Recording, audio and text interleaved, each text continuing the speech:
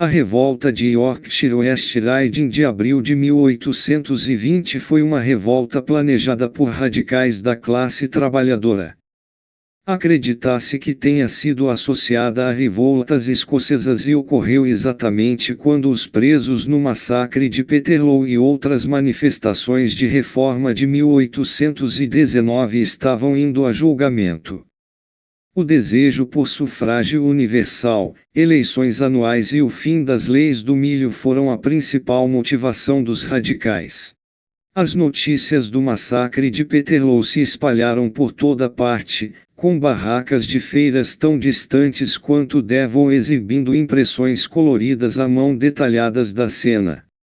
Houve reuniões de protesto, que levaram a mais prisões, e por um tempo a rebelião pareceu ameaçar.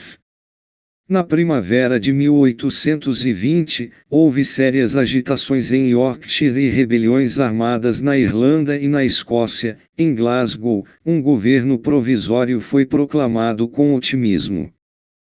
Em 1º de abril, cerca de 2.000 homens armados se aproximaram da cidade de Huddersfield de 4 direções, com a intenção de tomar a cidade da guarnição estacionada lá. Cerca de 400 homens dentro de Huddersfield faziam parte do plano.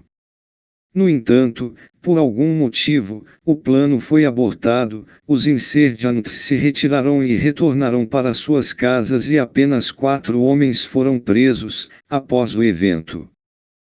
Na noite de 11 de abril, um grupo de 300 a 500 homens de Barnsley e das vilas próximas de Dodworth e Macbreton marcharam para Grangemouth, perto de Huddersfield.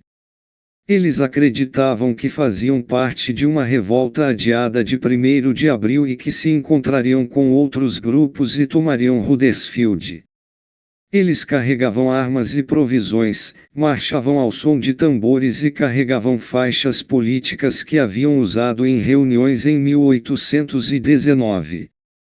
Ao chegarem a Grangemouth, descobriram que apenas cerca de 20 homens de Huddersfield tinham vindo se juntar a eles, e que as outras cidades não tinham se mobilizado. A maioria fugiu, e quando os militares chegaram para enfrentá-los, prenderam um pequeno grupo que não resistiu. Em Sheffield, um evento simultâneo ocorreu, embora em 1º de abril, um ataque planejado a um quartel tenha sido aparentemente abortado. Cerca de 200 homens armados se reuniram, marcharam, se dividiram em 2 grupos e se reuniram novamente no Haymarket. Eles gritavam Hunt and Liberty, The Revolution e All in the Mind for the Barracks. Seu líder, John Blackwell, disparou simbolicamente uma pistola, mas este foi o único tiro disparado. Os homens simplesmente se dispersaram.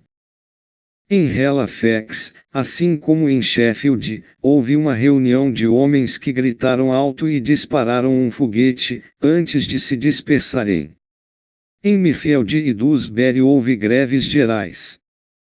Em 12 de abril, em Wigan, Lancashire, cerca de 300 homens se reuniram, pensando que fariam parte de uma revolta geral, mas, como em Grangemouth, se dispersaram em confusão.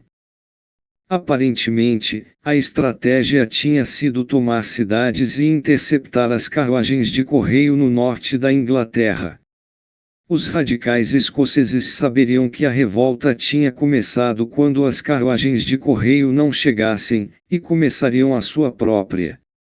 Em Huddersfield, o plano tinha sido tomar os quartéis de cavalaria e infantaria, e trancar as principais pessoas civis em suas casas, antes de declarar um governo interino. 4 homens foram processados como resultado dos eventos de 1º de abril. John Peacock e John Lindley foram transportados para Van Diemen's Land e Nathaniel Buckley e Thomas Blackburn cumpriram 2 anos de prisão antes de serem perdoados. 22 homens foram processados por alta traição como resultado dos eventos de 12 de abril em Grangemouth. Eles admitiram suas ações e entraram com uma declaração de culpa em grupo, confiando em William Consteve, seu líder, para ser seu porta-voz. Eles foram sentenciados à morte, mas recomendados para misericórdia, e as sentenças foram comutadas para prisão ou transporte para Van Diemen's-Land. 11 dos 22 foram informados de que seriam deportados para a terra de Van Diemen, a colônia penal australiana que mais tarde foi renomeada para Tasmânia, enquanto o restante foi enviado para os Hawks, navios-prisão. John Birkinshaw e seu irmão George Birkinshaw estavam entre os acusados de alta traição. Um se declarou culpado, o restante, incluindo John e George, se declarou inocente. A pena, se a acusação fosse provada, era a morte. No entanto, eles foram informados de que se mudassem sua declaração para culpados, seriam poupados. A declaração de culpa foi posteriormente inserida e a sentença de morte foi substituída por transporte 11 deles, incluindo John, para a vida e o restante, incluindo George, por 14 anos. Os perpétuos foram enviados para a terra de Van Diemen. 11 chegaram em 1820 no Lady Ridley e um 12º transportado, Michael Downing, chegou no Phoenix em 1822. John Blackwell foi preso pelos eventos em Sheffield, nos quais ele havia agido como líder. Ele cumpriu 30 meses de prisão. Alguns tecelões foram presos como resultado dos eventos em Wigan.